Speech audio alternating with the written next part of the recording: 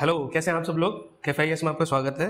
और आज की जो वीडियो बहुत इंपॉर्टेंट लेक्चर होने वाला है, इसमें हम बात करेंगे लास्ट मिनट प्रिपरेशन के लिए, लास्ट मिनट नॉलेज के लिए बहुत इंपॉर्टेंट है, क्योंकि ये वीडियो आपको हेल्प करेगा आपकी अपकमिंग एग्जाम में, यानी 4 दिन बाद जो 3 दिन बाद आपका एग्जाम होने वाला है यूपीएससी प्रीलिम्स में, उसमें हेल्प करेगा।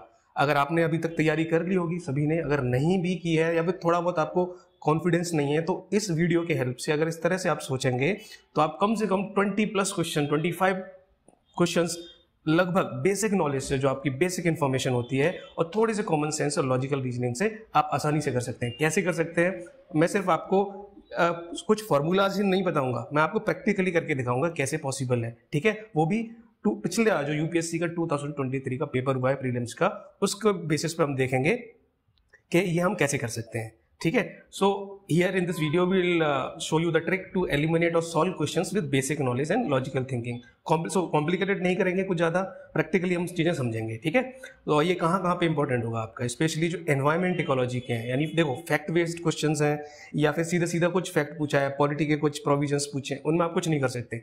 लेकिन जहाँ पे जनरल क्वेश्चंस हैं, जनरल साइंस के क्वेश्चंस हैं, गवर्नमेंट स्कीम्स के हैं, कॉन्सेप्ट बेस्ड क्वेश्चंस हैं, ज्योग्राफी के, पॉलिटी और इकोनॉमी के, स्पेशली एनवायरमेंट एंड इकोलॉजी है, उसके अगर इस तरह के क्वेश्चन पूछे जा सकते हैं तो वहां पे आपको ये हेल्प करेगा। तो पहले फटाफट कुछ प्रिंसिपल्स देख लेते हैं, उसको हम क्वेश्चन वाइज समझ लेंगे। देखिए, पहली बात आपको 2 चीजों का बहुत ध्यान रखना है। पहली है, आपको सिली मिस्टेक्स को अवॉइड करना है। सिली मिस्टेक्स कौन कौन सी, फॉर एग्जाम्पल आपको क्वेश्चन बहुत केयरफुली पढ़ना है, you have to read options also carefully. ठीक है, वहां पर आपको देखना है कि इनकरेक्ट पूछा गया है स्टेटमेंट, नॉट करेक्ट पूछा गया है या करेक्ट पूछा गया है। तो कई बार आपको आंसर पता होता है लेकिन आप उसको रॉन्ग कर देते हैं। रीजन, क्योंकि वहां पे क्वेश्चन में इनकरेक्ट स्टेटमेंट पूछा है और आपने करेक्ट मार्क कर दिए। ठीक है, तो ऐसी सिली मिस्टेक्स बिल्कुल मत करना। क्वेश्चंस को और ऑप्शंस को बहुत अच्छे से पढ़ना है आपको। उसके साथ साथ आपको थोड़ा कैलकुलेटेड रिस्क भी लेनी पड़ेगी, क्योंकि पूरे पेपर में 40 क्वेश्चंस ऐसे होंगे जो आपको फॉर सर्टेन आते होंगे, अगर आपने पढ़ा है तो 35-40 क्वेश्चंस। उसके बाद थोड़ा सा एस्टिमेट करके थोड़ा सा कैलकुलेटेड रिस्क लेने पड़ेंगे आपको, जैसे कि 4 ऑप्शंस हैं, उसमें से मैंने 2 एलिमिनेट कर दिए, तो अब मेरी प्रोबेबिलिटी सही होने की क्या होगी, 50% हो गई, क्योंकि मेरे पास only 2 options I am left with. ठीक है, तो यहां पे आपको कैलकुलेटेड रिस्क लेनी पड़ेगी। अच्छा, अब इसमें क्या क्या हम देखते हैं। जैसे किसी स्टेटमेंट में कोई भी एक्सट्रीम वर्ड है, स्टेटमेंट में, क्वेश्चन स्टेटमेंट की बात कर रहा हूं, जैसे none of them, can not be, only, not possible, many, some, all, इस तरह की चीजें, बाइंडिंग, एवरी, ठीक है, इस तरह के जो वर्ड्स हैं वो एक्सट्रीम वर्ड्स होते हैं, यानी इनको सच होने के लिए you have to be very certain. ठीक है, तो जनरली ये गलत होते हैं। वो कैसे गलत होते हैं हम बात कर लेंगे। ठीक है, ये थंब रूल नहीं है, but you have to be very careful of such extreme words in the question statements. दूसरे हम बात करते हैं कॉन्ट्राडिक्शंस, यानी कि आपस में 2 स्टेटमेंट है ऑप्शन में, एक दूसरे को कॉन्ट्राडिक्ट कर रहे हैं, यानी कि एक सही है तो दूसरा गलत होगा ही होगा, और दूसरा सही है तो पहला गलत होगा, यानी दोनों एक साथ सही नहीं हो सकते। इसके बाद आता है कोरिलेशन, यानी कि आपको सिमिलर ऑप्शंस मिल जाए, यानी कि ये सही है तो दूसरा भी सही होना चाहिए, जबकि आपको एक ऑप्शन टिक करना है। ठीक है, तो उन दोनों ऑप्शंस को हम हटा सकते हैं। कैसे करेंगे ये भी हम डिटेल में देखेंगे प्रैक्टिकली, मैं आपको सिर्फ ओवरव्यू दे रहा हूं किस तरह के क्वेश्चंस में आप ट्रिक्स लगा सकते हैं। ठीक है, ये होगा कोरिलेशन। कुछ बेसिक नॉलेज है आपकी, जैसे फॉर एग्जांपल कार्बन फाइबर का कोई क्वेश्चन आता है, तो कार्बन फाइबर के बारे में आपको पता है कि it is a strong fibre. ठीक है, स्ट्रॉन्ग मटेरियल है, लाइट मटेरियल है, तो ये कई तरह की चीजों में यूज एप्लीकेशन हो सकते हैं इसके, जैसे कि ट्रांसपोर्ट व्हीकल में इसका एप्लीकेशन हो सकता है, क्योंकि कम कंजप्शन होगा फ्यूअल का, तो उस केस में ये कार्बन फाइबर को यूज किया जा सकता है, क्योंकि लाइट है और स्ट्रॉन्ग भी है, जो ट्रांसपोर्ट व्हीकल बनाने की रिक्वायरमेंट है। उसके बाद कोई ऐसी चीज है जो आपके लॉजिक्स को, ठीक है ना, सेंसेस नहीं बना रही है, जो सेंसलेस चीजें हैं, तो उसको आप एलिमिनेट कर सकते हैं लॉजिकल रीजनिंग से। आप डिटेक्ट नहीं कर पा रहे, उसको इलॉजिकल लग रही है आपके सोचने पे, लॉजिक लगाने पे, उसको एलिमिनेट कर सकते हैं। ठीक है, अब सबसे इंपॉर्टेंट बात यह है कि आप यहाँ पे एग्जामिनर का जो क्वेश्चन पेपर फ्रेम करता है उसके माइंडसेट में जाके देखिए। फॉर एग्जांपल कोई पॉलिसी के बारे में पूछ रहा है, तो आप एक पॉलिसी मेकर के उसके माइंडसेट में जाके देखिए कि अगर मैं पॉलिसी मेकर होता, तो अगर मुझे इस तरह की पब्लिक को कैटर करना होता, पॉलिसी में इस पर्टिकुलर टारगेट ऑडियंस के लिए बना रहा हूं, अगर मुझे पॉलिसी बनानी होती तो क्या मैं इस तरह की पॉलिसी बनाता। तो मेनली पॉलिसी में फोकस होता है unless and until it's very specific, कि मैं एक पर्टिकुलर ऑडियंस ग्रुप को कैटर कर पाऊं, जिससे उसमें थोड़ी सी इंक्लूसिविटी भी रहे। ठीक है, तो अगर कोई जनरल साइंस का क्वेश्चन है, तो एज ए साइंटिस्ट आपको सोचना है कि ये पॉसिबल हो सकता है क्या नहीं हो सकता। तो उसके माइंडसेट में जाके जैसे ही आप सोचने लगोगे, तो आपकी चांसेस, प्रोबेबिलिटी बढ़ जाएंगी उस क्वेश्चन के ठीक होने की। ठीक है, तो ये हमने बहुत सारी चीज़ें देख ली। ये जैसे कोई भी जनरल स्टेटमेंट है, जनरली वो सही होते हैं जनरल स्टेटमेंट्स, ठीक है। वेग स्टेटमेंट्स हैं या फिर too good to be true type के स्टेटमेंट्स हैं, वो जनरली गलत होते हैं। तो ये सारे हमने एक बेसिक देख लिया।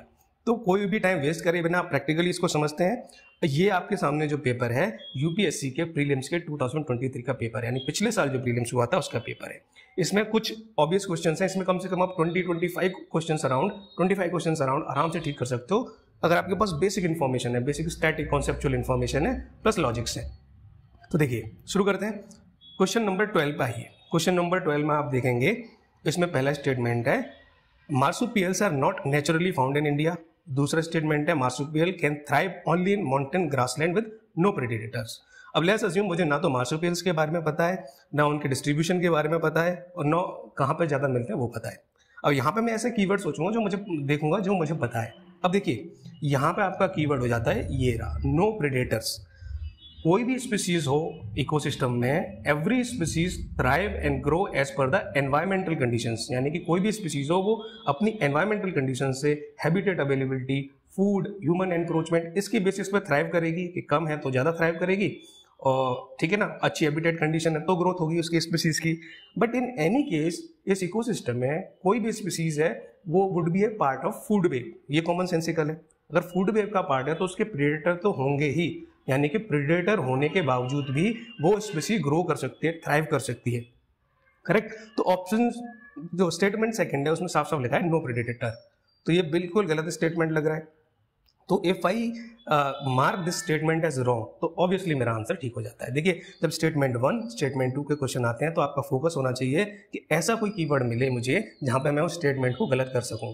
तो आपका एक स्टेटमेंट गलत, आपका आंसर मिल जाएगा। तो स्टेटमेंट 2 जैसे ही गलत होता है तो आपके पास सिर्फ एक ऑप्शन बचता है, वो है ऑप्शन सी। ठीक है, तो आंसर क्या हो जाएगा आपका सी। क्लियर, बहुत सिंपल था। तो ऐसे ही आपको लॉजिक लगाने हैं। अब आ देखो क्वेश्चन 16 पे आइए। यहाँ पर देखो क्या है, सम सम सम सम, बड़े जनरल से स्टेटमेंट्स हैं। तो पहला स्टेटमेंट देखें, कुछ मशरूम्स पे मेडिसिनल प्रॉपर्टीज हैं, दूसरे में कुछ में साइको एक्टिव प्रॉपर्टीज हैं। ठीक है, ऐसी ही कुछ कुछ प्रॉपर्टीज के बारे में दिया हुआ है। तो अगर इन स्टेटमेंट को मैं कहूँ कि ये गलत स्टेटमेंट है, उसके लिए मुझे हर टाइप के मशरूम की हर प्रॉपर्टीज के बारे में पता होना चाहिए, और वो ह्यूमनली पॉसिबल नहीं है।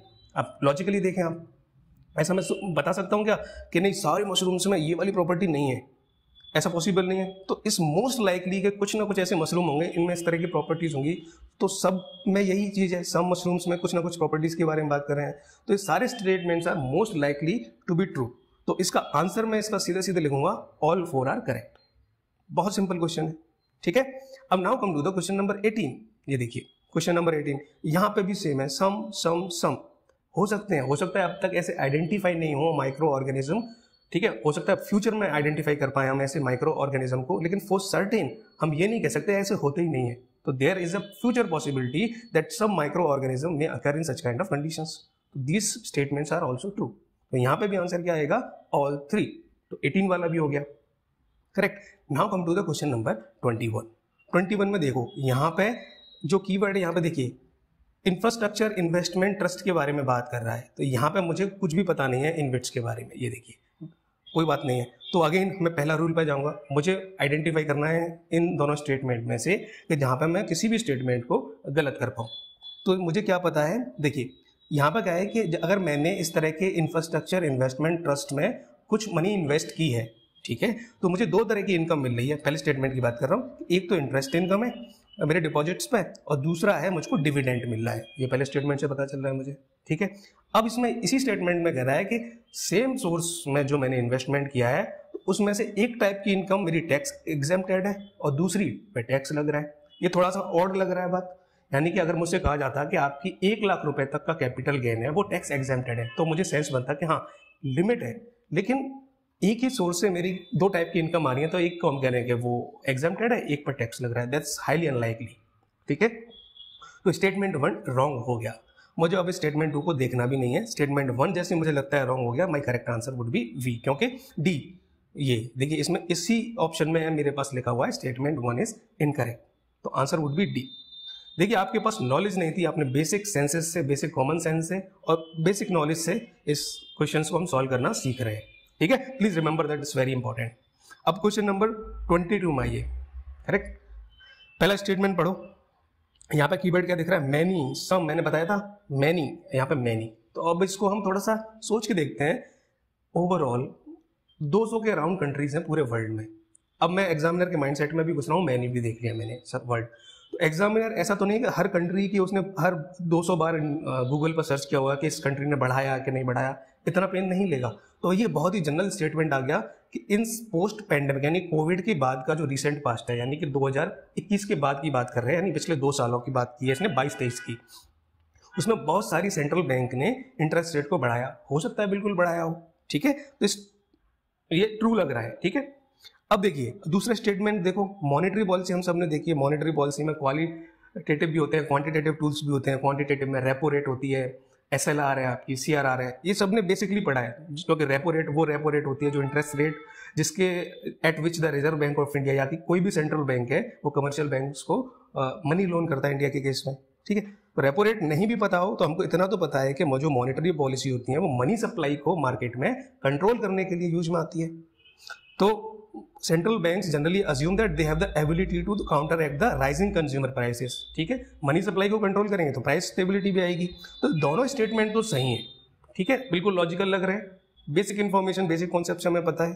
पहला तो क्लियरली कॉमन सेंस से आ गया, दूसरा बेसिक इन्फॉर्मेशन जो हमें कॉन्सेप्ट है उससे आ गया। अब now I have eliminated question option C and D, ठीक है, यानी कि या तो A सही है या B सही है। अब दोनों में लॉजिकल कनेक्शन ढूंढना है, ठीक है। अब थोड़ा सा और सोचते हैं इसके बारे में, बहुत आसानी से आप काम कर लोगे, समझ पाओगे इसको। देखिए कोविड में क्या हुआ था, इकोनॉमिक एक्टिविटीज एकदम डाउन थी।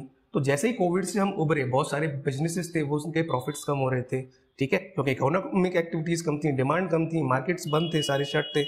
तो यहाँ पे क्या होगा, यहाँ पे होगा कि जो भी बिजनेसेस हैं या फिर जो भी इकोनॉमीज हैं वो बाउंस बैक करने की कोशिश करी होगी उन्होंने। बहुत लॉजिकल लग रहा है कि उनको वापस से वही प्रॉफिट चाहिए होंगे, वापस से वही ग्रोथ चाहिए होगी। तो अगर ये ग्रोथ चाहिए तो आपको मार्केट में मनी बहुत डालनी पड़ेगी, यानी कि मार्केट में मनी सप्लाई बहुत हो जाएगी। आपको इन्वेस्टमेंट भी करना पड़ेगा, कंजप्शन को भी आपको प्रमोट करना पड़ेगा। तो मनी सप्लाई मार्केट में बहुत होगी और कंज्यूमर प्राइस राइज करेंगी, ठीक है, पॉसिबिलिटी है, मोस्ट लाइकली सिनेरियो है।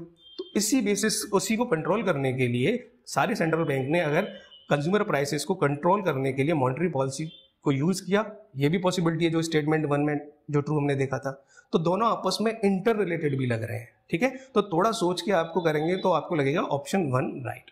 देखिए इस तरह के क्वेश्चंस में क्या होता है कि आपको थोड़ा सा कैलकुलेटेड रिस्क लेना पड़ता है, आपको थोड़ा सा अपने इंस्टिंक्ट पे जो आपका जो होता है ना छठी इंद्रियां, उस पर भी भरोसा करना पड़ता है, आपके सबकॉन्शियस पे भरोसा करना पड़ता है along with your logical senses and the conceptual knowledge, ठीक है। तो इसमें अगर मैं बहुत ही पेसिमिस्टिक अप्रोच से भी देखूं तो अगर आप 100 में से ऐसे 25 क्वेश्चंस या अटेम्प्ट कर रहे हो तो 25 में से आपके 20+ क्वेश्चन ठीक होने की पूरी पॉसिबिलिटीज है। तो बहुत ही अच्छा ट्रेड है ये कॉस्ट बेनिफिट का, तो प्लीज डू दैट, ठीक है। तो 22 में अगर मैं ए करता हूं तो A would be my right answer.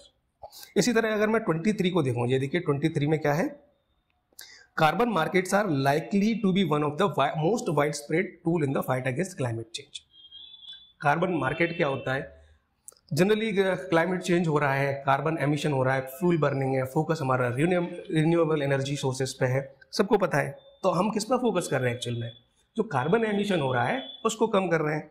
और जो कार्बन मार्केट है ये भी बेसिक कॉन्सेप्ट है कि कार्बन मार्केट क्या करते हैं, एक टूल की तरह काम करते हैं कि हम कार्बन एमिशंस को ट्रेड कर सके, यानी कि जो कंट्रीज या कॉरपोरेशन कम एमिट कर रहे हैं उनको कुछ क्रेडिट दे दिया जाता है और जो ज़्यादा दे रहे हैं वो अब उस क्रेडिट को खरीद सकते हैं आपस में न्यूट्रलाइज करने के लिए, यानी एक माइनस में एक पॉजिटिव में तो पॉजिटिव वाले ने माइनस वाले को खरीद लिया तो ओवरऑल न्यूट्रल हो गया और आपस में ट्रेड भी हो गया उनका, ठीक है, कार्बन मार्केट का। तो पहला है बिल्कुल ठीक है कि क्लाइमेट चेंज से लड़ने के लिए कार्बन मार्केट हेल्प करते हैं। दूसरा ऑप्शन देखिए, carbon market transfers resources from private sector to the state. अब यहाँ पे थोड़ा सा लॉजिक लगाइए, आप थोड़ा सा डीपली सोचिए कि फॉर एग्जांपल इंडिया की कंट्री की मैं बात करूं, इंडिया बहुत सारे एग्रीमेंट में इन्वॉल्व है, जैसे पेरिस क्लाइमेट एग्रीमेंट है, ठीक है।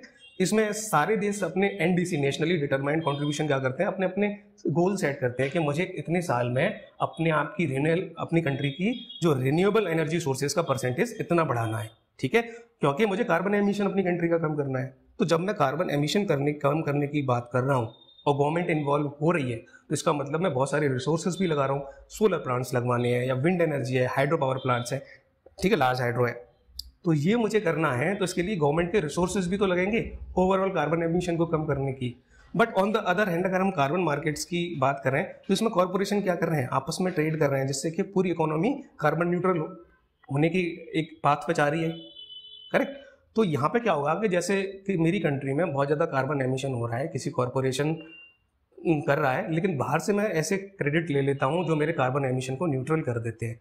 तो इसका मतलब गवर्नमेंट पर थोड़ा कम बर्डन रहेगा कि नहीं चलो तुमने न्यूट्रल कर दिया, अब लेट्स से रिन्यूएबल एनर्जी में पहले मुझे 100 करोड़ इन्वेस्ट करना था क्योंकि बहुत ज़्यादा एमिशन हो रहा था, थोड़ा बर्डन तुमने मुझसे ले लिया है, तो अभी मैं रिसोर्सेज मेरे पास और हो जाएंगे, कहीं और अलॉट कर दूंगा मैं, अब मैं रिन्यूएबल एनर्जी में लेट्स से 80 करोड़ ही लगाऊंगा। ठीक है, ये समझने के लिए मैं लेमैन एग्जांपल दे रहा हूँ। तो इसमें हो क्या रहा है, जो रिसोर्सेज है वो एक तरह से स्टेट के पास एक्स्ट्रा आ रहे हैं, एक्स्ट्रा फ्री हो रहे हैं रिसोर्सेज के। तो स्टेटमेंट 2 को फिर से पढ़ के देखोगे तो बिल्कुल क्या लगेगा, ठीक लगेगा। करेक्ट। तो ये हमने देख लिया। तो इसका 23 का आंसर आपका क्या होगा, आप खुद से सोचो एक बार इसका आंसर क्या होना चाहिए। 23 का अगर मैं आंसर देखूं तो 23 का आंसर होगा आपका ये सी या डी में से क्या होगा आपका, ये बताओ। 23 का आंसर ना तो सी होगा ना डी होगा, इसका आंसर होगा बी। अब बी क्यों होगा इसका आंसर, देखिए मैंने दोनों स्टेटमेंट की बोला था कि दोनों ही स्टेटमेंट ठीक हैं, लेकिन आपस में कनेक्टेड थोड़ा ना ये कि हाँ कार्बन मार्केट क्लाइमेट चेंज को, ठीक है, एक अच्छा टूल है क्लाइमेट चेंज के लिए को काउंटरएक्ट करने के लिए। क्यों है, क्योंकि ये प्राइवेट सेक्टर से, अरे वो स्टेट की बर्डन को कम कर रहा है, स्टेट के लिए मोर रिसोर्सेज दे रहा है। इसका मतलब पहले स्टेटमेंट से आप इसको कनेक्ट कर ही नहीं पा रहे हैं, आप पढ़ के देखें एक बार, you can not connect this two statements, so answer would be B. Correct. तो 23 का आंसर यहाँ पे क्या हो जाएगा, क्लियरली बी। आपको बस बेसिक कॉन्सेप्ट पता था यहाँ पे और आपने एक पूरा क्वेश्चन सॉल्व कर दिया। Correct. Now come to the question number 24। अब यहाँ पे बात करते हैं आरबीआई की इनमें से कौन सी एक्टिविटीज स्टेरिलाइजेशन में आती है। ठीक है, अब देखिए एक मेडिकल टर्म है स्टेरिलाइजेशन, इसका सिंपल मतलब अगर आप जनरल साइंस भी देखा होगा और इन जनरल भी स्टेरिलाइजेशन को सभी को समझ आता है कि इसका मतलब होता है कि we are eliminating the harmful bacterias. ठीक है, जिससे क्या होता है कि वो स्प्रेड ना कर पाए, हार्म ना कर पाए किसी बॉडी को, so stability of body could be maintain और हम लंबे टाइम तक सस्टेन कर पाए, इसलिए हम एलिमिनेट कर रहे हैं बैक्टीरियाज को। तो अगर मैं इकोनॉमी की बात करूं तो इकोनॉमी में क्या होता है, इकोनॉमी के लिए भी स्टेबिलिटी रिक्वायर्ड होती है, specially financial stability, price stability. अगर मैं ये वाला कॉन्सेप्ट स्टेरिलाइजेशन का जो कॉमन कॉन्सेप्ट है इसको इकोनॉमी के मैं एक्सटेंड करता हूं तो इसका क्या मतलब निकल सकता है, लॉजिकली सोचिए। यानी कि ऐसी एक्टिविटीज होंगी जो इकोनॉमी को स्टेबल बनाएंगी। ठीक है, यानी जो ऐसी एक्टिविटीज हार्मफुल हैं इकोनॉमी के लिए उसको एलिमिनेट करेंगी, उसके इफेक्ट को एलिमिनेट करने की कोशिश करेंगी। तो स्टेरिलाइजेशन में क्या होगा कि जो उसके लिए हार्मफुल कौन सा हो सकता है, कौन सी एक्टिविटी हो सकती है इकोनॉमी के लिए कि अनरेगुलेटेड अनचेक्ड इनफ्लो या आउटफ्लो हो रहा है कैपिटल का किसी इकोनॉमी में, उसको बहुत वॉलेटाइल बना देता है, तो ये हार्मफुल एक्टिविटी है। ठीक है, बिल्कुल लॉजिकल है। तो इसको अगर मैं कंट्रोल कर पाया तो इसका मतलब है स्टेरिलाइजेशन हो गया। तो इसके लिए गवर्नमेंट ऑफ इंडिया क्या करती है, again monetary policy, sorry RBI क्या करती है, मॉनेटरी पॉलिसी ऑप्शन है उसके पास ओपन मार्केट ऑपरेशन, यानी कि ये बेसिक कॉन्सेप्ट में आता है। ओपन मार्केट ऑपरेशंस क्या होते हैं, गवर्नमेंट सिक्योरिटीज को सेल करना, बाई करना, फाइनेंशियल असेट्स को सेल करना, बाई करना, जिससे क्या होता है जो इफेक्ट है कैपिटल इनफ्लो आउटफ्लो के उनको न्यूट्रलाइज किया जा सके। तो बेसिक कॉन्सेप्ट हमें क्या था, स्टेरिलाइजेशन का कॉन्सेप्ट पता है इन जनरल, और हमें पता है ओपन मार्केट ऑपरेशन का क्या मतलब है। तो हमने ये सारा लॉजिकली डिडक्ट कर लिया। तो मैं फिर से कह रहा हूँ आपको बेसिक कॉन्सेप्ट पता है तो बस लॉजिकल हो जाइए, बिल्कुल क्वेश्चन सही होगा। तो यहाँ पे आंसर क्या लग रहा है, A. So answer would be A. Now come to the question number 26। देखिए यहाँ पे मैंने कर रखा है वैसे, बट फिर भी अगर आप देखें यहाँ पे स्मॉल फार्मर और लार्ज फील्ड का क्या मतलब है। तो इसमें सीधी सी बात है कि इंडिया में आपने पढ़ा भी होगा, जब आप एमएसएमई को पढ़ रहे होंगे उसके बाद एग्रीकल्चर को भी पढ़ रहे होंगे, तो उसमें एक चीज़ आती है कॉमन निकल के कि स्मॉल फार्मर हैं, जो मार्जिनल फार्मर हैं, उनको बड़ी प्रॉब्लम आ रही है। क्यों, क्योंकि उनके पास फैमिली बढ़ रही है और जो लैंड साइज है वो छोटा होता जा रहा है, that means fragmentation of land. तो इसके लिए क्या एक रेमेडी है, एक वन ऑफ द रेमेडी क्या है कि सारे कुछ फार्मर्स मिलके अपनी लैंड को पूल करें, यानी कि लैंड का कंसोलिडेशन करें। बेसिक कॉन्सेप्ट समझ आ रहा है, तो मोस्ट लाइकली ये होना चाहिए। तो हम देख लेते हैं क्या है।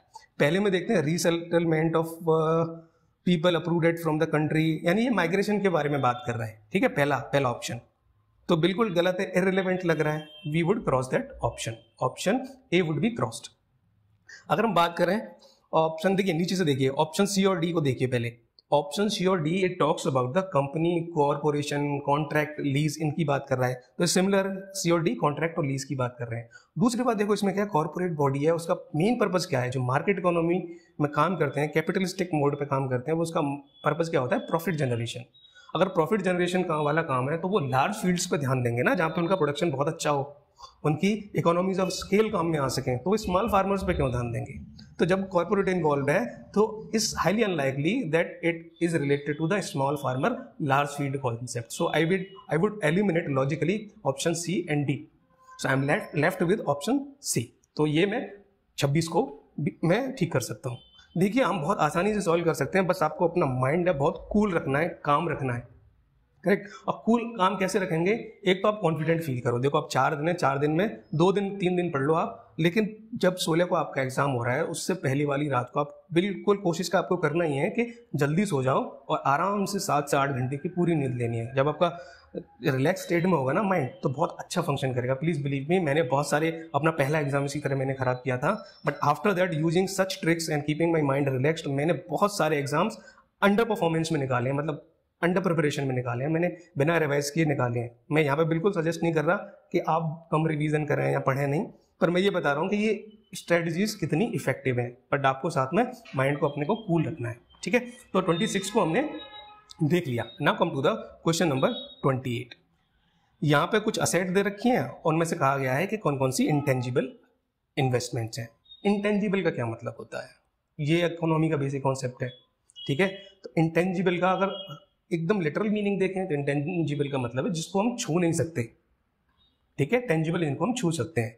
तो इंटेंजिबल को अगर हम असेट के उसमें थोड़ा सा देखेंगे, इस टर्म्स में समझने की कोशिश करेंगे, तो ऐसी असेट्स जिनको हम छू नहीं सकते, ठीक है, यानी कि जिनको छू नहीं सकते उनको मैं उसमें अपनी बैलेंस शीट पे कैसे लिख सकता हूँ, ठीक है। फॉर एग्जाम्पल ब्रांड रिकॉग्निशन है, कोई इंसान, कोई पर्सन मेरे ब्रांड को रिकॉग्नाइज कर पा रहा है या नहीं कर पा रहा है, इसको मैं छू तो नहीं सकता, वो तो रिकॉग्निशन है उसका। लेकिन इसको मैं अपनी बैलेंस शीट पे कैसे लिख सकता हूँ, मैं बैलेंस शीट पे इतना लिख सकता हूँ कि मैंने मार्केटिंग में स्पेंडिंग की इसलिए वो रिकॉग्नाइज कर पा रहा है, ठीक है। मैंने एडवर्टाइज किया इसलिए वो रिकॉग्नाइज कर पा रहा है, मैंने मार्केट रिसर्च की और उस हिसाब से अपने इन्वेस्टमेंट किए इसलिए वो रिकॉग्नाइज कर पा रहा है। तो मैं मार्केटिंग रिसर्च में आपकी मार्केटिंग का इन सबको मैं अपनी बैलेंस शीट में डाल दूंगा एक्सपेंसेस में, लेकिन ब्रांड रिकॉग्निशन को नहीं डाल पाऊंगा। सिमिलरली इंटेलेक्चुअल प्रॉपर्टी, जैसे आपका कोई आइडिया है, आपकी नॉलेज है, उसको बैलेंस शीट पे कैसे लिखोगे, इंपॉर्टेंट है बिजनेस के लिए। फोर्थ पे देखो मेलिंग लिस्ट है क्लाइंट की, इसको इंपॉर्टेंट है आपके लिए, आपके कॉन्टैक्ट्स हैं, लेकिन इनको एक्वायर करने के लिए आपने जो भी पैसा खर्च किया है वो आप बैलेंस शीट पे लिख सकते हैं, लेकिन मेलिंग लिस्ट है जो क्लाइंट की, उसको कैसे लिखोगे। तो ऑप्शन 1, 3, 4 आर इंटेंजिबल। यहाँ पे लोग, ठीक है, इन्वेंट्री होता है, यानी मेरे पास कितना गुड्स पड़े हुए हैं, माल पड़ा हुआ है मेरे स्टॉक में, ठीक है, ये टेंजिबल है, छू भी सकता हूँ मैं, उसमें डाल भी सकता हूँ कि भाई हाँ एसेट में मेरे पास है, एसेट में पड़े हुए हैं कि इतनी इन्वेंट्री है मेरे पास। तो number 2 is tangible, others are intangible. तो यहाँ पे अगेन मैं कह रहा हूँ सिली मिस्टेक मत करना, इंटेंजिबल पूछा है, आप टेंजिबल टिक करके मत आना। तो इंटेंजिबल कितने हो जाएंगे, 1, 3 एंड 4, तो only 3, right answer would B only 3। अब क्वेश्चन 30 को देखिए फटाफट। इंफ्रास्ट्रक्चर सेक्टर की कुछ बात की गई है, हाउसिंग है, transport, health care, renewable energy, all are infrastructure sector, ठीक है। इसमें इसने पूछा है कि एक UNOPS का S3I इनिशिएटिव है, ठीक है, sustainable investment in infrastructure and innovation. ये इनिशिएटिव किस टाइप के सेक्टर पर फोकस करता है।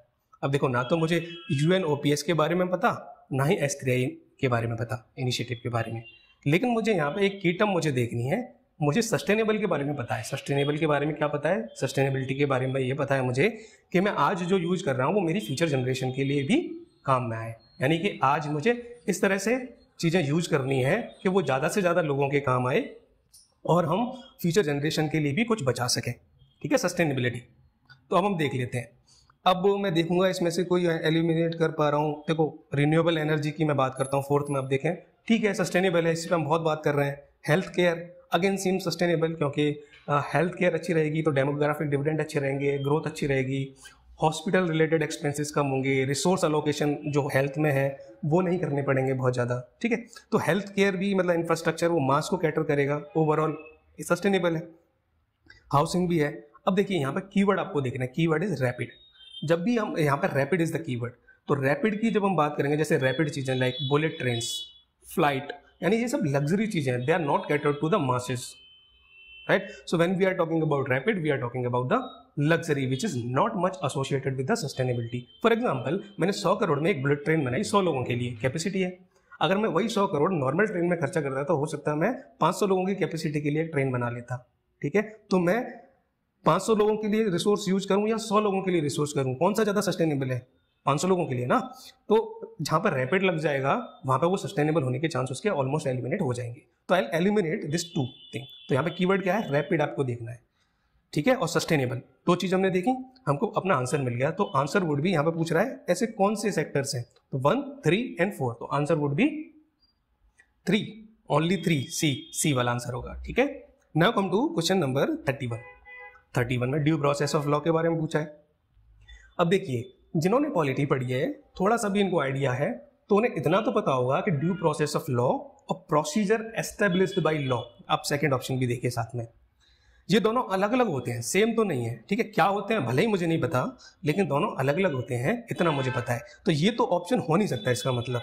ठीक है, तो मैं बिल्कुल एलिमिनेट करता हूं इसको. ठीक है, अब मैंने एक कॉन्सेप्ट बताया था आपको को रिलेशंस बिगिनिंग में, यानी कि दोनों एक जैसे हों. Let's talk about the option C and D जो हम देख रहे हैं. तो इसमें फेयर एप्लीकेशन ऑफ लॉ की बात कर रहे हैं. देखो यहाँ पे मैं बता रहा हूँ आपको how to approach the answer to increase the likelihood of being correct. So you need to focus on this. तो यहाँ पे फेयर एप्लीकेशन ऑफ लॉ की अगर मैं बात करता हूँ तो that simply means rules are applied fairly, यानी कि without discrimination rules are applied. It simply means equality of law, equality before law. That means law applied to all irrespective of their race, religion, less privilege और high privilege. इससे भी फर्क नहीं पड़ता, उनका status क्या है इससे फर्क नहीं पड़ता, यानी कि लॉ के आगे सब इक्वल है. तो fair application of law, equality before law, they seems similar. और हमें सिर्फ एक टिक करना है, दोनों सही हो नहीं सकते. So we eliminate C and D. ठीक है, तो हमारी कौन कौन से एलिमिनेट हो गए? B, C, D. So my right answer would be principle of natural justice. कितनी आसानी से कर दिया हमने बेसिक नॉलेज से. बस आपको सोचना है, सोच तभी पाओगे, आपका दिमाग बहुत काम रिलैक्स रहेगा. So please don't worry. और जितनी आपने पढ़ा है ना, आप आसानी से, अगर थोड़ा भी पढ़ा है तो आप आसानी से 40 क्वेश्चन, 35-40 क्वेश्चन कर सकते हो. और इसके साथ साथ आपने ये वाले लॉजिक्स लगा दिए तो आपकी बहुत आसानी से प्रीलिम्स की कट ऑफ निकल जाएगी. Now come to question number 33. देखिए ये इंपॉर्टेंट है, इसमें अच्छा सोचना है, इसमें ध्यान से देखना. Which one of the following statement best reflect the chief purpose of the constitution of a country. ठीक है, पहला ऑप्शन देखें, बिल्कुल ठीक लग रहा है. दूसरा देखें, पॉलिटिकल ऑफिस ऑफ गवर्नमेंट को क्रिएशन करने की बात करता है, इलेक्शन की बात कर रहा है कॉन्स्टिट्यूशन, फ्रेंचाइज की बात कर रहा है. ठीक है, मेथड कौन से इलेक्शन मेथड होंगे, ओथ्स एंड अफर्मेशन क्या है, कंडीशंस क्या है, पावर एंड प्रिविलेज क्या है. ठीक है, बिल्कुल बात करता है, सही लग रहा है. सी की हम बात करें, सी भी ठीक लग रहा है और डी भी बिल्कुल ठीक लग रहा है. चार ऑप्शन ठीक लग रहे हैं. अब इसमें पूछा है चीफ, कीवर्ड है चीफ पर्पस क्या है. अब इसको थोड़ा और सोचते हैं.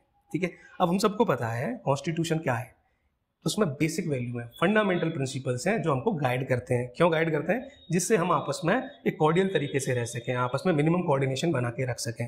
ठीक है, गवर्नमेंट किसकी बनेगी, कैसे बनेगी, ये और पर क्या पावर होंगी वो डिसाइड करता है. ये बिल्कुल ठीक बात है. इसके साथ साथ किसी पर्सन का एस्पिरेशन क्या होना चाहिए, उसको सपोर्ट करने में मदद करता है. इक्वलिटी, जस्टिस, फ्रीडम की भी बात करता है. बिल्कुल ठीक है. ठीक है, ये सब बातें करता है. अब आप यहाँ पे एक सिनेरियो सोचिए, लेट्स से कोई एक इंसान है, वो उसने गवर्नमेंट फॉर्म कर ली. ठीक है, वो राजा बन गया. ठीक है, वैसे कोई डेमोक्रेसी में कोई राजा नहीं होता, बट लेट्स अज्यूम कि वो प्राइम मिनिस्टर बन गया और उसके पास कंप्लीट मेजोरिटी है, बाकी लेजिस्लेटिव भी फॉर्म कर लिया उसने और उसके बाद एग्जीक्यूटिव्स में वो है. तो इमेजिन करो एक सिचुएशन, कोई आदमी, ये बिल्कुल ठीक नहीं है, अगर वो अनफेयर लॉज बनाने लगते हैं, मतलब लेजिस्लेटिव है वो अनफेयर लॉज बनाने लगती है और एग्जीक्यूटिव उसको सीधा सीधा इम्प्लीमेंट करने लगते हैं, इसको इम्पोज करने लगते हैं. तो इस तरह के अनफेयर लॉज जब लाए जाएंगे तो ना तो फ्रीडम रहेगी, ना इक्वालिटी रहेगी, ना एस्पिरेशन है लोगों की, कैसे फुलफिल करोगे. एनार्की वाली कंडीशन आ जाएगी, लोगों के आपस में कोऑर्डिनेशन नहीं रहेगा. ठीक है, बाइसनेस बढ़ जाएंगी और पॉलिटिकल ऑफिस ऑफ गवर्नमेंट भी एक तरह से तानाशाही वाले मोड में चली जा सकती है. हो सकता है वो अपने आप को एब्सोल्यूट रूलर घोषित कर दे, इमरजेंसी लगा दे, सारी पॉसिबल है. तो बाकी सारे पर्पस फेल हो जाएंगे ना. तो इसका मतलब है इस तरह की चीज़ें ना हो, हमें गवर्नमेंट पे थोड़ी सी लिमिट रखनी चाहिए. ठीक है, जुडिशरी है, उसमें उसके अलग अलग प्रोविजंस हैं, उस है ना. तो ये सारी चीज़ों को लिमिट करने के लिए कॉन्स्टिट्यूशन में क्या है, एक फंक्शन और है कॉन्स्टिट्यूशन का, वो है it defines and limit the power of government. यानी कि ये होगी तभी बाकी चीज़ें पूरी हो पाएंगी। आपको लॉजिक से बिल्कुल समझ आ रहा है? तो यहाँ पर चीफ पर्पज़ क्या होगा फिर, क्योंकि अगर ये सी वाला नहीं होगा तो बाकी ए बी डी वाले भी नहीं होंगे। तो chief purpose is essential thing that, और इसेंशियल यहाँ पे क्या है, C. It defines the limit and powers of the government. ठीक है, तो आंसर यहाँ पे क्या होगा, सी लॉजिकली। ठीक है, बहुत क्लियर है। अब देखिए बाकी सब ये फैक्चुअल है, फैक्चुअल है, फैक्चुअल है, फैक्चुअल है। Now come to the question number 53। यहाँ पे देखो आप, just give me a second, 53 question. ठीक है, 53 में क्वेश्चन में क्या है, कार्बन फाइबर के बारे में बात की गई है। Carbon fibres are used in manufacture of component used in automobiles and aircrafts. Carbon fibre के बारे में ऑलरेडी बात की थी, स्ट्रॉन्ग है, लाइट मटेरियल है, बेसिक नॉलेज है, हम सबको पता है। तो यूज हो सकता है क्या ऑटोमोबाइल्स एयरक्राफ्ट में, ऑब्वियसली उनके इस इंडस्ट्री के लिए तो ऐसे मटेरियल की जरूरत होती है कि जो लाइट हो, जहाँ पे कम से कम फ्यूल कंजप्शन हो और स्ट्रॉन्ग भी हो, ठीक है, रिलायबल हो। तो कार्बन फाइबर बिल्कुल यूज हो सकता है, ठीक लग रहा है। दूसरा, carbon fibre once used can not be recycled. Again यहाँ पे एक एक्सट्रीम वर्ड आ गया, कैन नॉट बी रिसाइकल्ड। अगर कार्बन फाइबर की अगर हम बात करें या फिर कोई भी मटेरियल की बात करें तो कैन नॉट बी रिसाइकल्ड आ गया। हो सकता है मेरे पास अब टेक्नोलॉजी नहीं है, ठीक है, लेकिन फ्यूचर में वो आ जाए, पॉसिबिलिटीज है, 100% आएगी ऐसी चीजें, ऐसा ठीक है। और हो सकता है अभी भी हो रहा हो, तो मोस्ट लाइकली ट्रू है, बहुत जनरल से स्टेटमेंट है। इसको गलत करने के लिए, मतलब इसको सही करने के लिए हमको एकदम श्योर होना पड़ेगा कि ऐसी टेक्नोलॉजी ना तो अब है ना ही फ्यूचर में आ सकती, जो कि पॉसिबल नहीं है। तो इसका मतलब है कि वो रिसाइकल किए जा सकते हैं अब या नहीं तो फ्यूचर में। तो दूसरा ये आपको क्या है, गलत है, यानी पहला एकदम जनरल स्टेटमेंट हमने देख लिया, दूसरा गलत है। तो आंसर इज ए, मोस्ट इसका आंसर क्या होगा, A, one only. Now come to the question number 54। ये आपको देखो क्वेश्चन देखने में ही आपको ऐसा लग रहा होगा यार ये बड़ा ही टेक्निकल और साइंस का क्वेश्चन, कुछ नहीं है, आपको बेसिक कॉन्सेप्ट पता है, आसानी से हो जाएगा। यहाँ पे हम बात कर रहे हैं डिटेक्शन डिटेक्शन डिटेक्शन, और यहाँ पे देखो एक्सेलरोमीटर की बात कर रहे हैं। एक्सेलरोमीटर क्या होता है, एक्सेलरेशन को देखता है, वो एक्सेलरेशन को मेजर करता है। अब एक्सेलरेशन क्या होता है ये आपको पता होना चाहिए, बेसिक में अगेन कह रहा हूँ। देखो वेलोसिटी क्या होती है, एक पर्टिकुलर डायरेक्शन में स्पीड होती है। एक्सेलरेशन क्या होता है, इस एक पर्टिकुलर डायरेक्शन में जो स्पीड है, जो वेलोसिटी है, उसमें जो चेंज आ रहा है, बढ़ रही है या घट रही है, उसको कहते हैं एक्सेलरेशन। अब पहले ऑप्शन पे आइए, पहले स्टेटमेंट पे आइए कि देखिए कोई कार क्रैश करती है, उसमें ये एक्सेलरोमीटर यूज किया जा सकता है एयरबैग्स के डिप्लॉयमेंट के लिए। यानी कि कब पता चलेगा कि एयरबैग को डिप्लॉय करना है, एयरबैग्स खुलने हैं, कब खुलेंगे वो। ऑब्वियसली देखो कोई एक स्पीड से जा रही है कार, यहाँ देखो यहाँ पे स्पीड से जा रही है, आपने ब्रेक लगाई, ब्रेक लगाए तो आपका क्या होगा, वेलोसिटी धीरे धीरे धीरे कम होगी, ठीक है, एक्सेलरेशन धीरे धीरे कम होगा, हॉल्ट पे आ जाएगा, यानी एक्सेलरेशन कम हुआ। अब एक अज्यूम करो कि यहाँ पर कार जा रही है, अचानक से रुकती है, कोलाइड करती है किसी चीज से, यानी कि अचानक से रुका है, यानी एक्सेलरेशन ऑलमोस्ट जीरो हो गया है। हो सकता है टकरा के कार हल्की सी वापस भी आई है तो थोड़ा सा कम भी हुआ है, पीछे किसकी है, तो यहाँ पर वो क्लियरली एक्सेलरोमीटर इसको रीड कर लेगा। तो यानी कि एक्सेलरोमीटर क्या कहेगा, जो डिसेलरेशन है वो बहुत ज्यादा है, तो एक्सेलरोमीटर क्या करेगा, एयरबैग के सर्किट को ट्रिगर कर सकता है, पॉसिबिलिटी है, बिल्कुल ठीक है। दूसरा क्या है, इसमें क्या होगा कि कोई लैपटॉप गिर रहा है ऊपर से, तो गिर रहा है तो सीधे सीधे एक्सेलरेट होगा, स्पीड बढ़ती जाएगी एक पर्टिकुलर डायरेक्शन में। तो उसके बेसिस पे उसके कोई हाई टेक्नोलॉजीज हैं, उसके बेसिस पे कोई वाइटल कंपोनेंट होंगे, वाइटल कंपोनेंट को क्या होगा, उसको प्रोटेक्ट करने के लिए बिल्कुल हाई टेक्नोलॉजी वाले इंस्ट्रूमेंट्स में लगाया जा सकता है कि वाइटल कंपोनेंट को प्रोटेक्ट करने के लिए उसमें एक्सेलरोमीटर की सहायता ली जाए, कि जहाँ से अगर उसकी लगातार एक्सेलरेशन बढ़ रही है, लैपटॉप जैसी चीज़ तो स्टेबल कहीं एक जगह रख के यूज करने वाली चीज़ है ना, तो इसमें स्पीड एक्सेलरेशन आ रहा है, इसका मतलब कहीं गिर रहा है तो फटाफट से गिरने से पहले एक्सेलरोमीटर को ट्रिगर करके और टर्न ऑफ कर दिया जाए उनकी वाइटल चीज़ें जैसे हार्ड ड्राइव से, करेक्ट। तो दूसरा भी एकदम करेक्ट लग रहा है। तीसरे में क्या हो रहा है आपका, जो हम मोबाइल रोटेट करते हैं वहाँ भी देखो डायरेक्शनल स्पीड में चेंज तो आ ही रहा है, तो ये भी लॉजिकली पॉसिबल है। तो इसमें लॉजिक्स के आप देखेंगे तो you should have mark the option C as correct. आपको लॉजिकल, मैं अगेन कह रहा हूँ, आपको चांस लेना है, इसमें आपके 90 to 95% चांस बिल्कुल ठीक जाएंगे अगर आप बेसिक नॉलेज से अच्छे से लॉजिकली सोच के आपका आंसर करेंगे। तो 54 का आंसर हमने देख लिया। Now come to the question number 55। 55 में अगर हम देखें तो यहाँ पर कीवर्ड देखना है आपको। मुझे ये सिस्टम के बारे में नहीं पता, मुझे पता है फिल्टर्स, बायोफिल्टर्स के बारे में। फिल्टर्स क्या होता है, फिल्टर कहाँ लगाए जाते हैं, किसी चीज़ को किसी सोल्यूशन से रिमूव करने के लिए, ठीक है, या उसको ट्रीट करने के लिए। तो वेस्ट वाटर को ट्रीट करने के लिए भी तो लगाया जा सकता है फिल्टर, बिल्कुल सिंपल है। अब यहाँ पे देखिए क्या है, बायो। बायो का मतलब है एक्टिव कंपाउंड, यानी कि कोई भी लिविंग ऑर्गेनिज्म है इसमें है, यानी कोई बैक्टीरिया हो सकते हैं, ठीक है। तो यानी कि वो बैक्टीरिया क्या करेंगे, फिल्टर की तरह काम करेंगे, बस हमको इतना पता है। तो इस तरह के क्या काम कर सकते हैं ये, it provide the waste treatment, हाँ बिल्कुल हो सकता है, ठीक है। To remove fish feed, uneaten fish feed, बिल्कुल हो सकता है, ब्रेक डाउन करने के लिए यूज क्यों, करेक्ट लग रहा है पहला। दूसरा का बात करते हैं कि biofilters convert ammonia present in fish water to fish waste to nitrate, बिल्कुल ठीक है। जो एग्जिस्टिंग चीज है अगर उससे कोई लिविंग ऑर्गेनिज्म है रिएक्ट करता है तो हो सकता है दूसरे चीज में बना दे, जैसे कि लिविंग ऑर्गेनिज्म करते हैं ना, रिएक्ट करके एक चीज से दूसरी चीज में कन्वर्ट कर देते हैं। तो अब जो हमने नाइट्रोजन साइकिल में भी देखा कि बहुत सारे बैक्टीरिया हैं, they convert ammonia to nitrate so that plant can take the nitrate in the form of nitrate, correct. तो ये बिल्कुल पॉसिबल है, ये भी बेसिक्स था नाइट्रोजन साइकिल भी बेसिक है और ओवरऑल डिडक्शन से भी ये लॉजिकल लग रहा है। तो 1 और 2 आर राइट। थर्ड पे देख लेते हैं, biofilters increase phosphorus as nutrients for fish in water. देखिए यूट्रोफिकेशन के बेसिक कॉन्सेप्ट में यही होता है कि अगर पानी में न्यूट्रिएंट्स लाइक फॉस्फोरस वगैरह बढ़ जाते हैं तो पानी टॉक्सिक हो जाता है, ठीक है, बीओडी कम हो जाती है। तो अगर आपको यूट्रोफिकेशन भी नहीं पता है तो भी कोई बात नहीं, but in any case filter का काम है रिमूव करना। उसमें अगर बायो फिल्टर्स हैं तो वो कन्वर्ट कर सकते हैं, लेकिन वो किसी पर्टिकुलर न्यूट्रिएंट्स को पानी में इंक्रीज नहीं कर सकते, ठीक है। So bio filters increase phosphorus as nutrient for fish, बिल्कुल गलत लगे। तो 55 जो क्वेश्चन है आपका आंसर क्या होगा, यहाँ पे आपका थर्ड बिल्कुल गलत लग रहा है, तो आंसर ओनली 2 पे आप मार्क करेंगे। बिल्कुल लॉजिकल लग रहा है ना, यहाँ तक you are with me, right. Now come to the question number 57। 57 में एक एडवांस टेक्नोलॉजी की बात की है, सैटेलाइट नेविगेशन सिस्टम के बारे में बात की है। देखिए इसमें कुछ सारी ऑलमोस्ट डेवलप्ड कंट्रीज हैं। तो पहले बात कर लेते हैं इसराइल की। तो इसराइल का खुद का नेविगेशन सिस्टम है क्या, छोटी सी कंट्री है, क्या नेविगेशन सिस्टम की उसको जरूरत है, ठीक है।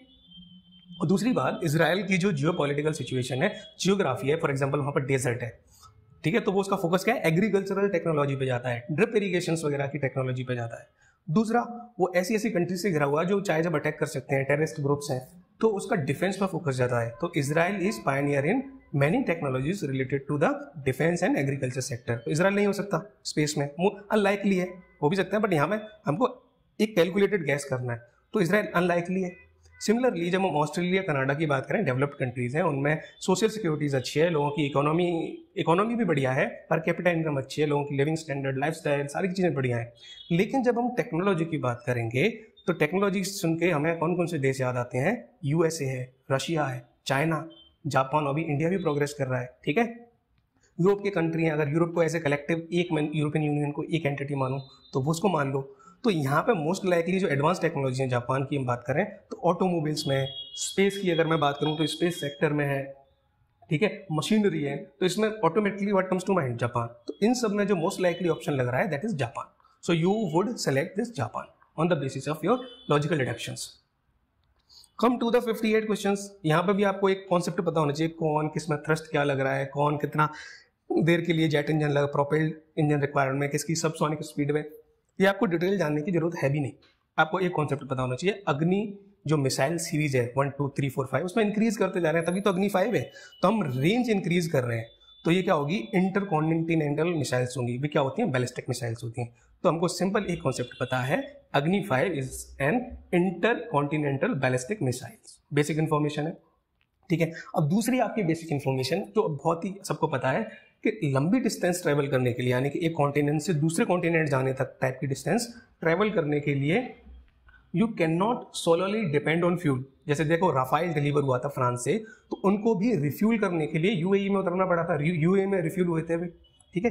तो लंबी डिस्टेंस में रिफ्यूल करना पड़ेगा, तो जब इंटरकॉन्टिनेंटल मिसाइल्स हैं उनको रिफ्यूल कौन करेगा, ठीक है। तो वो टोटली फ्यूल बेस्ड नहीं हो सकती, they are for to cover such long distance they need to use gravity, ठीक है, प्रोजेक्टाइल पाथ वगैरह ये यूज करने पड़ते हैं। डिटेल में मत जाओ, सिंपल आप समझो, उनको टोटली फ्यूल डिपेंडेंट नहीं बनाया जा सकता इंटरकॉन्टिनेंटल मिसाइल्स को, ठीक है, बैलिस्टिक मिसाइल्स को, करेक्ट। तो यानी कि कुछ टाइम तक उनको लॉन्च करने के लिए हो सकता है जरूरत पड़े, लेकिन उसके बाद gravity would work and they will reach their target. तो हम ऑप्शन देखते हैं, पहले ऑप्शन 2 को देखते हैं, अग्नि 5 is a medium range supersonic cruise missile. बिल्कुल नहीं है, गलत हो गया, ये क्या है, इंटरकॉन्टिनेंटल बैलिस्टिक मिसाइल है, सेकंड इज रॉन्ग, ठीक है। ये तो पहली इंफॉर्मेशन से आपका ठीक हो गया। दूसरा देखो, ballistic missiles are jet propelled at subsonic speed throughout their flights. हमने क्या कहा था, लॉन्ग डिस्टेंस में they can not depend only on fuel, ठीक है, क्योंकि बहुत लंबी डिस्टेंस है, रिफ्यूल कहाँ पे होंगी, वो पॉसिबल ही नहीं है। तो ballistic missiles are powered jet propelled only in the initial phase of flight.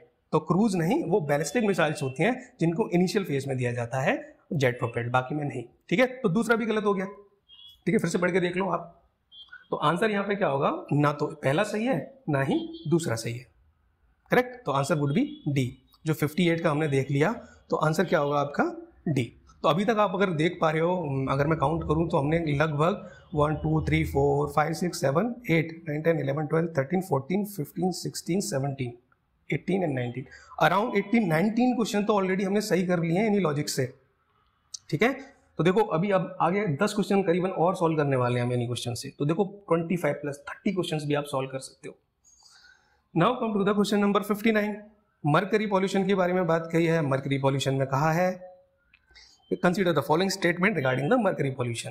अब मरकरी पॉल्यूशन के बारे में पता है तो हमको पता है ना कि इतने एक्सपोजर से हमको खतरा है, यानी कुछ ना कुछ हमको सेफ लिमिट भी पता है कि इतना मरकरी, ठीक है। तो मरकरी कई जगह यूज आता है, थर्मामीटर में भी यूज आ रहा है, कहीं भी यूज आ रहा है, कहीं हाथ पे भी लग जाए, तो ऐसा नहीं है कि बिल्कुल ही टॉक्सिक है ये। तो इसके कुछ लिमिट्स हैं कि हाँ इतने में ठीक है, इट्स ओके। जनरली सब सब्सटेंस जो भी नोन है उनका हमें पता होता है सेफ लिमिट इसकी क्या है, और उससे ज़्यादा अगर आपका होता है तो वो आपका मरकरी पॉल्यूशन में काउंट होगा, ठीक है। तो ये बेसिक्स ही है। Now come to the third, there is no non safe level of exposure to mercury. बहुत ही ऑड सा, बहुत ही अनलाइकली स्टेटमेंट है, जैसे हमने अभी एक्सप्लेन किया था कि जो भी अगर हम मरकरी पॉल्यूशन की बात कर रहे हैं, नॉन सब्सटेंस है, यूज में आ रहा है, तो उसका हमें सेफ लेवल भी पता होगा ना कि इतना सेफ लेवल है। कि हम देखते हैं ना फ्लोराइड का इतना होना चाहिए, हमें कैल्शियम इनटेक इतना लेना चाहिए, मरकरी इनटेक मैक्सिमम इतना हो सकता है, इससे ज़्यादा नहीं। तो सबकी सेफ लिमिट पता होता है। तो third is wrong, clearly wrong. तो थर्ड रॉन्ग हो गया, तो ऑप्शन सी को एलिमिनेट कर सकते हो, ऑल 3, ठीक है, ये बिल्कुल गलत हो गया। अब सिमिलरली हम कुछ स्टेटमेंट 2 पाएं, coal based thermal power plant cause mercury pollution. देखो coal based thermal power plants में बहुत सारे टॉक्सिन्स होते हैं, टॉक्सिन्स होंगे तो क्या होगा, मरकरी भी हो सकती है। तो लाइकली है कि ऐसे टॉक्सिन्स में मरकरी भी हो। तो दूसरा मुझे लॉजिकली ठीक लग रहा है। तो हमने ऑप्शंस एक एलिमिनेट कर ही दिया था, सी, और एक हमारा स्टेटमेंट 2, ये देखिए ये वाला ठीक हो गया। तो इसका मतलब एटलीस्ट 1 स्टेटमेंट इज राइट। तो नन वाला भी चला गया, तो हमने सी और डी ऑप्शन एलिमिनेट कर दिए। तब ए और बी में से हमको सिलेक्ट करना है। तो फर्स्ट स्टेटमेंट देखो जब भी माइनिंग एक्टिविटी में की बात करते हैं तो we unearth various types of other things. उनके माइनिंग में सिर्फ ऐसा नहीं हम गोल्ड और कोई माइन करेंगे, उसके साथ साथ बहुत सारी चीज़ें भी निकलेंगी, उसमें हो सकता है मरकरी हो। अच्छा, उसको रिफाइन करने के लिए, गोल्ड को प्यूरिफाई करने के लिए भी हम मरकरी का यूज हो सकता है। ऐसे और कोई मेथड हो सकते हैं स्लाइकली। तो यहाँ पे आपको कैलकुलेटेड रिस्क लेना पड़ेगा, ठीक है। तो इसमें क्या करेंगे आप, answer you can take risk, क्योंकि जो माइनिंग का मैंने बताया, क्योंकि यहाँ पे आपके 50% चांस है सही होने के। तो you have to select only 1 या ओनली 2। तो जैसे मैंने बताया कि माइनिंग हो सकता है, तो अगर आपको ये ठीक लग रहा है तो you should have chosen option B. वैसे इसका एग्जैक्ट आंसर क्या है, स्टेटमेंट 1 एंड 2 आर करेक्ट, तो इसका आंसर है ओनली 2, ठीक है। Now come to the question number 62। यहाँ पे हम बात कर रहे हैं टोटल अमाउंट इंसोलेशन की बात कर रहे हैं। यहाँ पे इंफ्रारेड इंफ्रारेड इंफ्रारेड। तो हमको बेसिक कॉन्सेप्ट हमें देखना है इंसोलेशन और इंफ्रारेड का। देखिए इंसोलेशन का आपको मतलब पता है, सन की जो रेज होती हैं अर्थ तक आ रही हैं, सूरज की धूप पड़ रही है, ठीक है। इंसोलेशन के बारे में आपको पता है। अब मैं बात करता हूँ एक बेसिक नॉलेज की और बात करता हूँ। अगर इंसोलेशन की अगर मैं बात करूँ तो यहाँ पे क्या होता है, जो सूरज की रेज होती हैं उसमें कई तरह की स्पेक्ट्रम्स होते हैं। जैसे विजिबल लाइट होता है, अलग होता है, वो यूवी रेज अलग होती हैं, इंफ्रारेड अलग होती हैं। और इंफ्रारेड की क्या प्रॉपर्टी होती है, उनकी हीट इंड्यूसिंग प्रॉपर्टी होती है, ठीक है। ये बेसिक नॉलेज हमको पता है। तो अब हम देख लेते हैं इसमें क्या है। पहला देखते हैं 10 टाइम, मुझे नहीं पता, मुझे देखना है कौन सा मैं सही है, श्योर हूँ मैं इसके बारे में। बी का देखें 2/3, आई डोंट नो। अगर मैं उल्टा देखूँ, डी से देखूँ, infrared waves are a part of visible spectrum, नहीं बिल्कुल गलत है। विजिबल स्पेक्ट्रम का वो पार्ट है ही नहीं, ठीक है। विजिबल अलग है, इंफ्रारेड अलग है, यूवी अलग है, ठीक है। तो ये बिल्कुल गलत है, मैंने क्या एलिमिनेट कर दिया। दूसरा है infrared waves are largely absorbed by water vapour. Infrared का हमने कहा था कि क्या है, कि वो है हीट इंड्यूसिंग प्रॉपर्टीज है। तो क्या होता है इनको, ये वाटर वेपर्स जो प्रेजेंट होती हैं एटमॉस्फेयर में वो एब्जॉर्ब कर सकती हैं, क्योंकि पानी एब्जॉर्ब करेगा ना हीट को। तो infrared waves are largely absorbed by the water vapours that is concentrated in the lower atmosphere, यानी जो हमारा क्षोभ मंडल है, ठीक है, जो हमारा जो लोएस्ट लेयर है एटमॉस्फेयर की, उसमें भी जो लोअर एटमॉस्फेयर है वहाँ पे वाटर वेपर इंफ्रारेड वेव्स को एब्जॉर्ब कर लेती हैं, ठीक है। तो बिकॉज हमने बात करी थी infrared radiation consist of heat inducing properties, ठीक है। तो मोस्ट लाइकली हमारा आंसर इसमें, आपको देखो बेसिक नॉलेज तो मैं फिर से कह रहा हूँ, बेसिक कॉन्सेप्चुअल नॉलेज होना चाहिए, तो आप ज़्यादा कर पाओगे, नहीं है तो आप तब भी कर पाओगे लेकिन थोड़े कम कर पाओगे, ठीक है। तो दोनों ही केस में आपके लिए बेनिफिशियल तो है ये वाला लेक्चर। तो बेसिक नॉलेज है तो आप ये समझ लो, आप 30 क्वेश्चंस भी करके आ रहे हैं तो दैट्स वेल एंड ग्रेट, और पेसिमिस्टिक व्यू से 20+ तो आराम से करके आओगे, ठीक है। तो 62 को हमने देख लिया, आंसर इज यहाँ पे क्या था, answer was C, option C. अब 63 में देखो, 63 का मैं बता रहा हूँ कि बहुत बहुत दिग्गज लोग हैं ना जिन्होंने यूपीएससी के इंटरव्यू भी लिखा हुआ है, उनमें से कई लोगों का गलत हुआ है ये, लेकिन आप बेसिक से इसको सही कर सकते हो, ये आपको घबराना नहीं है, आपको इंफीरियोरिटी कॉम्प्लेक्स में नहीं जाना है कि वो नहीं कर पाए तो हम कैसे कर पाएंगे, नहीं, ऐसा कुछ नहीं होता। देखो 63 में पहला देखो, यहाँ पे हम बात कर रहे हैं जो ट्रॉपिकल रेन फॉरेस्ट की जो सॉइल होती है इसके बारे में बात कर रहे हैं कि वो रिच होती है न्यूट्रिएंट्स में। तो अगर हम उसकी बात करें तो जो ट्रॉपिकल रेन फॉरेस्ट का एक कैरेक्टरिस्टिक्स क्या होता है, जो इक्वेटोरियल रेन फॉरेस्ट होते हैं उनमें क्या बात होती है कि वहाँ पर रेनफॉल होती है, अबंडेंट रेनफॉल होती है। अब रेनफॉल होगी तो क्या होगा, पानी गिरेगा, पानी के साथ साथ मिट्टी की जो सॉइल की टॉप लेयर है वो निकल जाएगी। टॉप लेयर क्या होती है, सबसे फर्टाइल लेयर होती है, सबसे न्यूट्रिएंट रिच लेयर होती है। जब मेरी फर्टाइल लेयर ही चली गई, न्यूट्रिएंट रिच सॉइल ही चली गई, तो न्यूट्रिएंट्स भी चले गए ना साथ में, तो मेरा पहला स्टेटमेंट तो क्लियरली गलत हो गया। अब इस तरह के स्टेटमेंट में जब पहला स्टेटमेंट ही मेरा गलत है तो आंसर मेरा ऑब्वियस है, मुझे दूसरा स्टेटमेंट देखना तक नहीं है, answer would be D, correct. Now come to the question number 64। 64 questions में आप देखेंगे कि इसमें पहला क्वेश्चन है temperature contrast between the continent and ocean is greater during summer than in winter. इसमें आपको ये पहले स्टेटमेंट ही समझना बहुत जरूरी है, ठीक है। तो स्टेटमेंट को हम देख लेते हैं। इसमें स्टेटमेंट में क्या है कि देखो ये आपकी समर्स में और ये है ओशन में, ठीक है, सॉरी ये समर्स है ये विंटर्स है। तो समर्स में इंसोलेशन बहुत ज़्यादा होगी, ठीक है। इंसोलेशन का हमने अभी बताया था क्या है, जो इनकमिंग सोलर रेडिएशन होता है, जो एनर्जी रिसीव करती है अर्थ इनकमिंग सोलर रेडिएशन के रूप में सन से, उसको कहते हैं इंसोलेशन, ठीक है। तो यहाँ पे गर्मी में क्या होगा, समर्स में लैंड और समर और ओशन पे बहुत ज़्यादा हीट आएगी। अब यहाँ पे एक बेसिक कॉन्सेप्ट आपको पता होना चाहिए, आपको भले ही स्पेसिफिक हीट यहाँ देखिए क्या होता है ये पता है या नहीं कोई मैटर नहीं करता, आपको सिंपल सा कॉन्सेप्ट पता होगी कि जहाँ जैसे रेगिस्तान है, जल्दी गर्म होते हैं जल्दी ठंडे होते हैं, रात में एकदम ठंडे हो जाएंगे, दिन में एकदम गर्म हो जाएंगे। तो लैंड इज लिबरल, यानी जल्दी ठंडी होती है जल्दी गर्म होती है कंपेयर टू द ओशंस, यानी वाटर के कंपेरिजन में। तो समझ में देखें तो लैंड क्या होगा, जल्दी गर्म होगी, बहुत गर्म हो गई, टेम्परेचर पहुंच गया 50 तक, 60 तक, 55 तक पहुंच गया, कई जगह 60 तक भी जाता है ये, ठीक है। और ओशंस में अगर टेम्परेचर में बात करें तो धीरे धीरे गर्म होता है, मैक्सिमम कितना पहुंचेगा 27, 28, ठीक है। तो टेम्परेचर कॉन्ट्रास्ट क्या होगा, कॉन्ट्रास्ट मतलब दोनों के बीच का डिफरेंस मैक्सिमम टेम्परेचर का, करेक्ट। अब हम विंटर में बात करें तो विंटर में जनरली कहाँ तक पहुंच जाता है, कई जगह पर 30, 35 तक भी पहुंच जाता है, कुछ प्लेसेस में 50 तक भी माइनस में पहुंचता है। जबकि अगर मैं ओशन की बात करूं तो ओशन का अगर टॉप लेयर की बात करता हूं मैं, तो इतना ज़्यादा ठंडा नहीं होता, वो धीरे धीरे आराम से ठंडे होंगे, तब भी कॉन्ट्रास्ट इनका इतना ही रहेगा। तो समर्स हो या विंटर्स हो, कॉन्ट्रास्ट तो दोनों में ही हाई रहेगा, क्योंकि लैंड की प्रॉपर्टी है जल्दी गर्म हो रही है जल्दी ठंडी हो रही है, और जबकि ओशंस हैं वो धीरे धीरे गर्म हो रहे हैं धीरे धीरे ठंडे हो रहे हैं। तो पहला स्टेटमेंट क्या है, बिल्कुल गलत है, ग्रेटर नहीं होता, ठीक है। समर्स में ग्रेटर नहीं होगा विंटर के मुकाबले, दोनों में लगभग बराबर रहेगा ना कॉन्ट्रास्ट तो, क्योंकि दोनों में एक जगह ठंडा और एक जगह गर्म हो रहा है, कॉन्ट्रास्ट तो लेकिन मेंटेन है। तो पहला स्टेटमेंट इज रॉन्ग, यहाँ पे बस स्टेटमेंट समझना है। ये अगर गलत हो गया आपका तो आंसर आपका क्लियर है, जैसे हमने बताया था, answer would be D. Come to the question number 66। With reference to the coal based thermal power plants in India consider the following statement. अब देखिए यहाँ तीनों स्टेटमेंट देखिए क्या कीवर्ड है, none of them, none of them, none of them. इसके लिए हमें बहुत श्योर होना पड़ेगा कि ऐसे पावर प्लांट्स हैं या नहीं है। देखिए अगर मैं देखूं राजस्थान में सबने थोड़ा बहुत पावर प्लांट पढ़ा है, राजस्थान में पावर प्लांट है कि नहीं है, बिल्कुल है। राजस्थान में कई ज़्यादातर स्टेट्स हैं, डिस्ट्रिक्ट्स हैं सॉरी, वो वाटर स्ट्रेस्ड है, तो रावत भाटा पावर प्लांट वगैरह है, थर्मल पावर प्लांट है, ये राजस्थान में तो है ना। तो second statement is wrong, none of them is setup in, हाँ सेटअप हुआ है। इसी तरह अगर हम बात करें कि जो सी वाटर को यूज कोई नहीं करता, तो कोस्टल एरियाज में भी तो बहुत हैं, बहुत सारे एरियाज इंडिया का कोस्टल एरिया स्टेट आते हैं, जैसे गुजरात है आपका, ठीक है, महाराष्ट्र है, गोवा, कर्नाटका, केरला, तमिलनाडु, आंध्र प्रदेश, उसके बाद थोड़ा ऊपर जाए तो वेस्ट बंगाल, ओडिशा, ये सारे कोस्टल स्टेट्स हैं, तो देयर आर पॉसिबिलिटीज कि वहाँ कोई ना कोई पावर प्लांट तो होगा। नन ऑफ देम यूज, जहाँ पर कोस्टल एरियाज में होगा they would use the sea water, ठीक है, वो कूलिंग के लिए यूज करते हैं, किसी की तरह यूज करते हैं, तो वो यूज करेंगे। तो पहले दोनों स्टेटमेंट गलत है। None of them is privately owned, छोटा भी तो हो सकता है प्राइवेटली ओन्ड। बड़ी बड़ी कंपनीज हैं अपने इंडिया में, जैसे रिलायंस हो गई, टाटा, अडानी, इनके पास छोटे थर्मल पावर प्लांट तो होने की संभावना है, एक्चुअल में है, बट अगर हम लॉजिकली सोचें ये भी तो संभव है। तो जहाँ पे नन ऑफ देम है वहाँ एक्सट्रीम है, तो they are likely to be incorrect. यहाँ पे मैं क्या करूँगा, यहाँ पे देखो how many of the statements are correct, तो करेक्ट में मैं ये नहीं, यहाँ पे ऑल थ्री मत कर देना, ये सिली मिस्टेक्स हैं, ठीक है। तो यहाँ पे नन ऑफ देम तो ऑलरेडी है, तो मैं कह रहा हूँ कि तीनों ही इनकरेक्ट हैं, so answer would be D, ठीक है।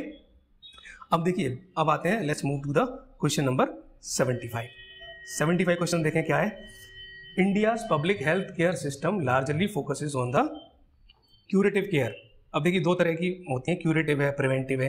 प्रिवेंटिव का मतलब जैसे वैक्सीनेशन हो गया, अपनी डाइट पे ध्यान दे रहा हूँ, लाइफस्टाइल पे ध्यान दे रहा हूँ, या फिर मैं योगा वगैरह अच्छे से कर रहा हूँ जिससे मैं हेल्दी बना रहा हूँ, ये प्रिवेंटिव है, मतलब मैं डिजीजेस को होने ही नहीं दे रहा, प्रिवेंटिव।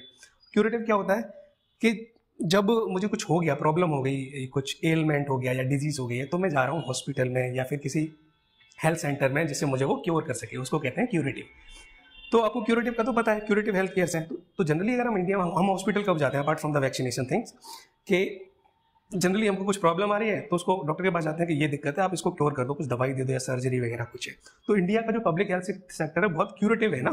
तो पहला स्टेटमेंट तो बिल्कुल ठीक है, हम डेली देख रहे हैं इसको। तो अब दूसरा देखो, यहाँ पे अगर थोड़ी सी भी आपको अवेयरनेस है तो उसमें क्या है कि हर स्टेट का अपना अपना हेल्थ डिपार्टमेंट है, उनके अलग अलग हेल्थ स्कीम्स हैं। कोई स्टेट है अपने सिटीजन्स को, मतलब अपने रेजिडेंट्स को क्या दे रहा है, सिटीजन तो हम इंडिया के ही हैं, इंडियन सिटीजन है, पर जो स्टेट में रहने वाले लोग हैं, जो उनके डोमिसाइल है वो स्टेट, उनको क्या दे रहा है, फ्री हेल्थ सर्विस दे रहा है, उनको इंश्योरेंस दे रहा है। फॉर एग्जाम्पल राजस्थान की चिरंजीवी योजना है।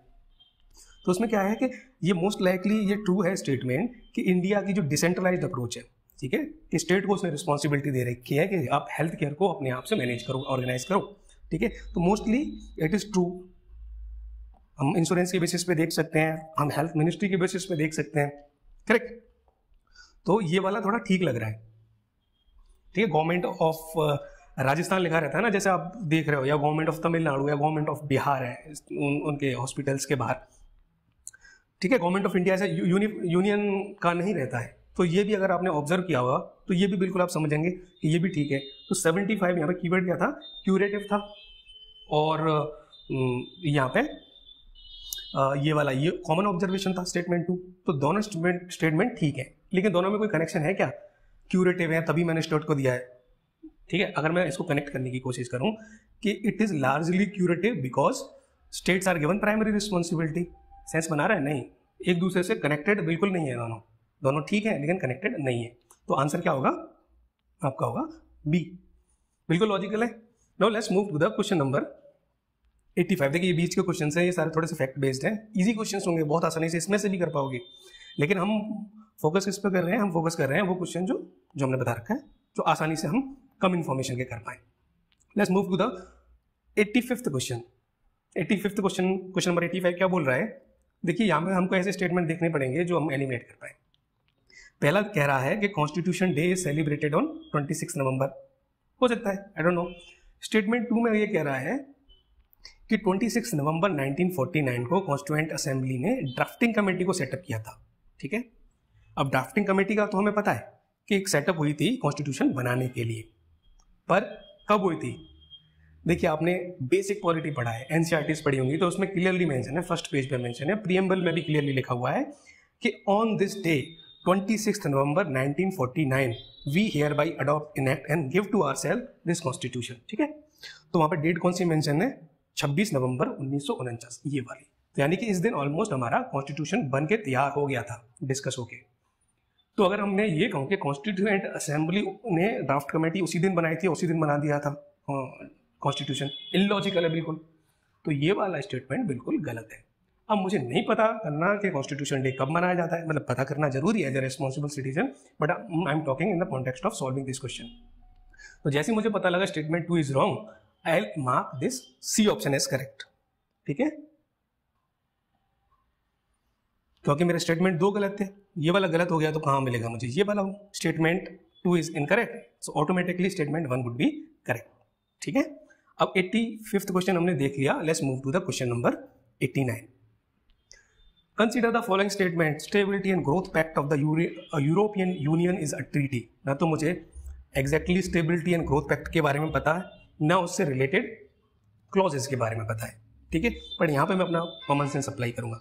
देखिए, स्टेबिलिटी और ग्रोथ की हम बात करते हैं, इकोनॉमी की बात करते हैं, तो हम बात करते हैं स्टेबल इकोनॉमी की। स्टेबिलिटी की जब हम बात करेंगे तो प्राइस स्टेबिलिटी, फाइनेंशियल स्टेबिलिटी भी आएगा। ठीक है, सो पहला स्टेटमेंट बात कर रहा है कि पब्लिक फाइनेंस का साउंड मैनेजमेंट हो।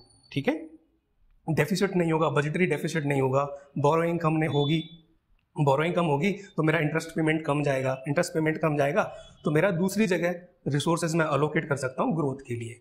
तो बिल्कुल ठीक लग रहा है कि अगर आपने बजटरी डेफिसिट लिमिट कर दिया तो आपकी स्टेबिलिटी भी अच्छी रहेगी और ग्रोथ भी अच्छी रहेगी। तो one statement 1 seems right.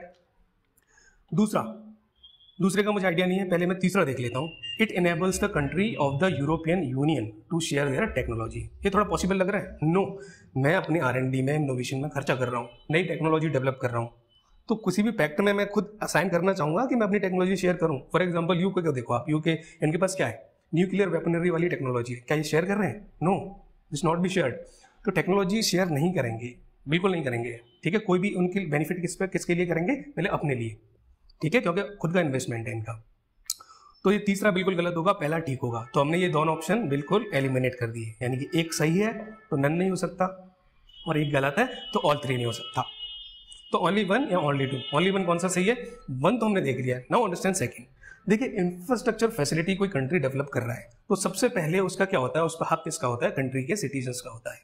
Citizens का हक होगा तो ऐसा नहीं है कि वो अपने आप को एग्रीमेंट में साइन करके अपने आप को ये बाउंड कर ले कि मैं अपनी सारी इंफ्रास्ट्रक्चर फैसिलिटी जो मैंने अपने सिटीजन्स के लिए डेवलप की है, अपनी ग्रोथ के लिए डेवलप की है, अपनी ये, ठीक है ना, अपने बेहतरी के लिए की है, उसको मैं सबके साथ शेयर कर लूँ। उस पर एडिशनल बर्डन बढ़ जाएगा ना। जैसे पब्लिक ट्रांसपोर्ट है, मैं इसको कह दूं कि नहीं सारे ही यूज करेंगे, इसको कंपलसरी यूज करेंगे। आए टूरिस्ट तो कर सकते हैं, बट मैं अपनी ट्रांसपोर्ट फैसिलिटी को एक्सटेंड करके किसी और कंट्री में कहूँ तो मेरे रिसोर्सेज पे बर्डन है ना एक तरह से, ये तो हाईली अनलाइकली है। ठीक है, तो इसका सेकंड ऑप्शन भी हाईली अनलाइकली लग रहा है। ठीक है, तो 2 and 3 आर हाईली अनलाइकली। तो इसका आंसर क्या होगा? स्टेटमेंट 1 है जो आपका, वो करेक्ट होगा। स्टेटमेंट 1 करेक्ट है तो ओनली 1। तो आंसर जो कि लॉजिकल से लग रहा है 1। देखिए, हमें ये पता नहीं था, फिर भी लॉजिक से हम ये क्वेश्चंस कर पा रहे हैं।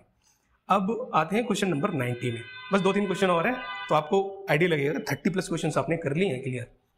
ठीक है, क्वेश्चन नंबर 90 में देखिए, consider the following statement, all the countries of UN adopt किया है उन्होंने इंटरनेशनल माइग्रेशन पे एक पैक्ट को, ठीक है, एक एग्रीमेंट को।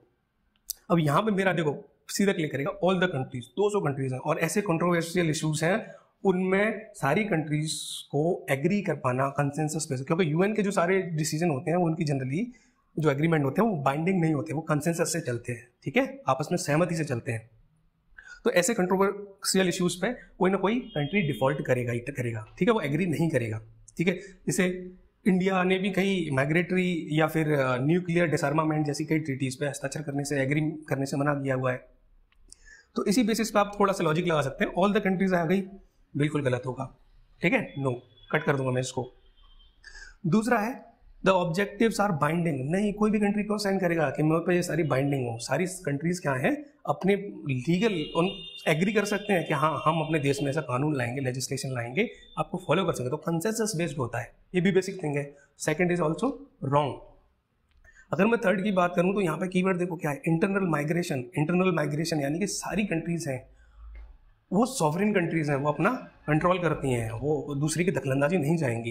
तो अगर ये वाला पैक्ट है जो ग्लोबल GCM है, ये वाला कॉम्पैक्ट है, अगर ये एड्रेस कर रहा है इंटरनेशनल माइग्रेशन को, इसका मतलब ये इंटरफेयर कर रहा है सॉवरेनिटी के साथ। कोई भी कंट्री ऐसा नहीं चाहेगी।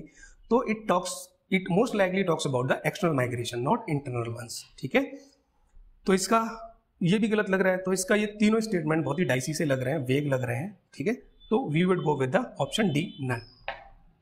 Now come to the question number 95। Question number 95 में देखो, 95 में क्या है, consider the following pairs with regards to the sports awards. Sports awards में अगर हम देखें, नहीं पता है, कुछ का पता है। सबसे पहले मुझे क्लिक कर रहा है द्रोणाचार्य। द्रोणाचार्य अवार्ड में देखूं तो टू ऑनर, द्रोणाचार्य कौन थे? जिसको थोड़ा भी माइथोलॉजी में इंटरेस्ट है या थोड़ा भी पढ़ा है, तो द्रोणाचार्य कौरवास एंड पांडवास के गुरु थे, कोच थे। तो ये मोस्ट लाइकली किसके लिए होगा? कोच के लिए होगा। तो ऑन मोस्ट लाइकली मैं वर्ड बहुत यूज कर रहा हूँ क्योंकि हम एग्जैक्टली सर्टेन नहीं है, we are guessing on the basis of our common sense with limited knowledge. Correct? So Dronacharya में यहाँ देखो तो एमिनेंट कोचेस को ऑनर कर रहा है, ठीक लग रहा है, तो ये ठीक है। अब देखिए राष्ट्रीय खेल प्रोत्साहन, यानी कि कोई अच्छा कर रहा है या किसी में अच्छा करने का पोटेंशियल है स्पोर्ट्स की फील्ड में, तो मैं उसको प्रमोट करूंगा, मैं उसको प्रोत्साहित करूंगा, एनकरेज करूंगा। ठीक है, तो ये लग रहा है कि कोई प्लेयर है, उसको एनकरेज करने के लिए दिया जाना चाहिए। पर यहाँ पे लिखा है to recognize the sports person even after their retirement. अरे ऑलरेडी रिटायर हो गया है कोई, तो उसको मैं क्यों प्रोत्साहित करूंगा? उसने अपना कंट्रीब्यूट कर लिया है, उसने अपना बेस्ट दे चुका है वो। तो प्रोत्साहन पुरस्कार किसके लिए होगा? मुझे नहीं लगता रिटायरमेंट के लिए होगा। ठीक है, तो यहाँ मुझे लग रहा है ये गलत है। Again I am going back to the second statement, Arjun award. Arjun कौन था?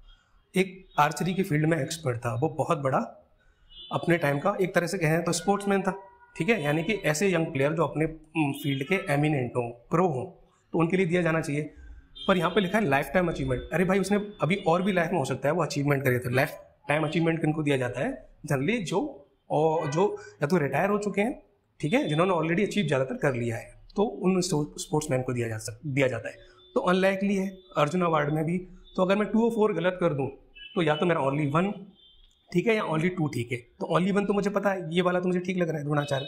सो नाउ माई वही हमें कैलकुलेटेड रिस्क लेना है, या तो ऑप्शन ए चूज करूं या ऑप्शन बी चूज करूं। तो यहाँ पे मैं अब देखूंगा option 1, major Dhyan Chand to most spectacular and outstanding performance. तो ध्यानचंद भी ऐसे ही थे, तो बिल्कुल हो सकता है। पर यहाँ पे कंफ्यूजन आपको होगा लास्ट 4 ईयर्स। तो यहाँ पे ये आपका कॉल है कि आपको रिकॉल कर पा रहे हैं कि कब दिया गया था, आपको याद आ रहा है कि नहीं जनरली नहीं दिया जा सकता, क्या दिया जा सकता है। तो यहाँ पे आपको ये थोड़ा सा लेना पड़ेगा रिस्क कि आप ऑप्शन ए सेलेक्ट करें या बी। यहाँ पे मैं आपको बता देता हूँ और इसका राइट आंसर क्या होगा? इसका राइट आंसर होगा ओनली 2, यानी कि ऑप्शन बी को आप सिलेक्ट करेंगे। तो यहाँ पे आपके पास चॉइस रहेगी ए और बी को। मैं कह रहा हूँ कि कुछ क्वेश्चन में आपको बहुत हार्ड चॉइसेस मिलेंगी, पर यह कि मोस्ट लाइकली आप रिस्क ले सकते हैं क्योंकि प्रोबेबिलिटी आपके सही होने की ज़्यादा है वहाँ पे। ठीक है, now come to the next question. Next question अगर हम देखें तो वो क्वेश्चन है आपका 99। देखिए 98 क्वेश्चन में भी आप कर सकते हैं, मैं इसको इसलिए नहीं ले रहा क्योंकि थोड़ा सा स्पेसिफिक हो जाता है। यहाँ पे अगर हम बात करें इस वाले रीजन की, अफ्रीका के चाड, गुयाना, माली, सूडान को, तो ये जनरली डिस्टर्ब्ड रीजन है, सिविल वॉर्स, मिलिट्री कूप होते रहते हैं। तो आपको थोड़ा सा भी पता है तो आप आसानी से डी ऑप्शन टिक कर सकते हैं, लेकिन इसको मैं कंसिडर नहीं कर रहा तो इसके लिए थोड़ा सा इसको उसकी सिनेरियो उस रीजन का हल्का सा पता होना चाहिए। ठीक है, बहुत इजी क्वेश्चंस में आता है, बट मैं इसको अभी कंसिडर नहीं कर रहा हूँ। ठीक है, now come to the question number 99।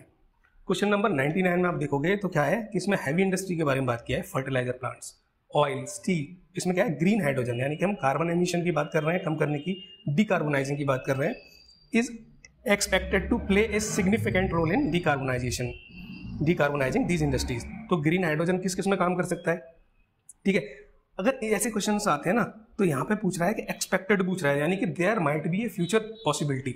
ठीक है, we can not say no for certain, कि हम ये तो एकदम सर्टेनली नहीं कर सकते कि नहीं बिल्कुल पॉसिबिलिटी नहीं है, एक्सपेक्टेशन ही नहीं है कि कर पाए, बिल्कुल कर पा सकता है। ठीक है, सो सच स्टेटमेंट्स होते हैं जो पॉजिटिव वंस होते हैं कि expected to play it, is it possible in future. तो जनरली ऐसे स्टेटमेंट्स क्या होते हैं, ये हो सकता है वाले statement tend to be true, क्योंकि क्वाइट लॉजिकल भी है यहाँ पे। तो यहाँ पे ये भी लॉजिकल लग रहा है, तो यहाँ पे सारे स्टेटमेंट बिल्कुल ठीक लग रहे हैं। तो आई विल सेलेक्ट ऑल 3, यानी कि I will select option C. ठीक है, तो हमने क्विकली देख लिया, और आप अगर काउंट करोगे ना ये नंबर, तो ये करीबन आपका 30 के अराउंड ये नंबर है। तो इतना चंक आप अगर बेसिक नॉलेज से कर पा रहे हो ना, और थोड़ा बहुत तो आपने पढ़ाई होगा, पॉलिटी के बेसिक क्वेश्चन हैं, इन्वायरमेंट के हैं, करंट अफेयर्स है, आप इसीलिए मतलब मैं बस इसलिए ये वीडियो लाया हूँ कि आपके सिलेक्शन के चांस बूस्ट हो जाए और आपके कॉन्फिडेंस एकदम कॉन्फिडेंट रहो यार, कुछ भी नहीं होने वाला, अच्छा होगा, बस आप अपने माइंड को रिलैक्स रखो, थोड़ा सा इसको वर्क करने दो। ठीक है, और बेसिक नॉलेज पे आप सबकॉन्शियस पे ट्रस्ट रखो और आप बिल्कुल आपका सिलेक्शन होगा। अब नेक्स्ट वीडियो में सीधे हम मिलेंगे हम प्रीलिम्स के बाद में, जिसमें मैं एनालाइज करूंगा पूरे पेपर को, इस तरह से हमने कितने क्वेश्चन सॉल्व किए, कितना कट ऑफ हो सकता है, पेपर टफ था, कैसा था, वो सारा हम एक बार देख लेंगे। ठीक है ना, उसके आंसर की डिटेल एक्सप्लेनेशन अगर पॉसिबल हो उसी टाइम तो वो हम देखते रहेंगे। ठीक है, तो ऑल द बेस्ट, सब आप लोग बहुत अच्छा करने वाले हैं। इस वीडियो को 1, 2 बार 3 बार और देख लो, ठीक है, क्योंकि ये आपकी बहुत ज़्यादा बूस्ट कर देगा मार्क्स को। सिलेक्शन चांसेस को बूस्ट कर देगा, स्पेशली वो इंसान, वो एस्पिरेंट्स या फिर वो मेरे दोस्त जिनके थोड़े से रह रहे हैं 10 नंबर से, कभी 5 नंबर से, कभी 15 नंबर से, उनके लिए तो ये एक तरह से बून है ये वाला video. Please go through it. बाकी सारे कोई समझाता ना थ्योरी में ये ऐसे नहीं, प्रैक्टिकली आपको बहुत अच्छे से समझा दिया है कैसे लॉजिक काम करता है। तो प्लीज़ गो थ्रू इट, और हम मिलते हैं अगले वीडियो में 17 या 18 तारीख को मिलेंगे। तब तक के लिए ध्यान रखिए, पढ़ते रहिए और बिल्कुल कॉन्फिडेंट बने रहिए, आपको डरने की बिल्कुल जरूरत नहीं है। ठीक है, all the best, thank you.